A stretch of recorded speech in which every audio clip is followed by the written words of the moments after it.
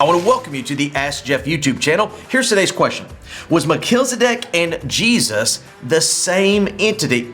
Great question. A character by the name of Melchizedek shows up initially in the book of Genesis chapter 14 and then ultimately in the book of Hebrews. Now, that being said, he is called a prince and a king of a place called Salem, or priest and a king. Why is that important? Because in your Old Testament, there were three offices. We know Jesus Christ fulfilled all these: prophet, priest, and king. However, in your Old Testament, nobody held all three offices. That's reserved for Jesus. However, some men held two offices: prophet and a priest, Samuel, might call prophet and a king, David, but never was anybody allowed to be a priest and a king. Great example is who we know as King Saul. Remember, he was a king and he was a prophet, but remember when he made the sacrifice in 1 Samuel 15 that he was not supposed to? Very critical. Priest and king is a no-go, except in the case of Melchizedek. In addition to that, in Genesis chapter 14, Abram comes and gives him an offering of 10% and he receives it. That's important.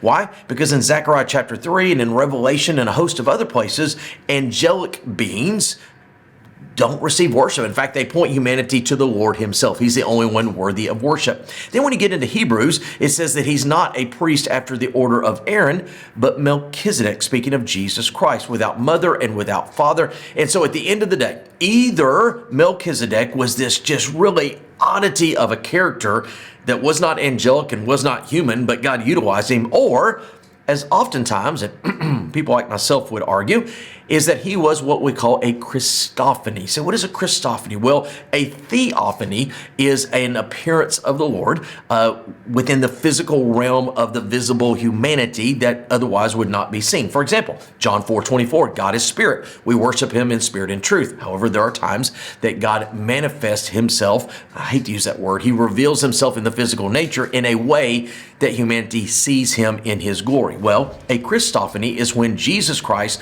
before his physical incarnation, is interactive with the creative order. Remember, Jesus has always been and always will be. However, there was 33 and a half years where he was incarnated in flesh. So there are those that would subscribe, myself included, that whom we know as Melchizedek is a viable, extremely viable candidate for a Christophany. Great question. If you have one, send to askjeff.net. Maybe your question will be tomorrow's.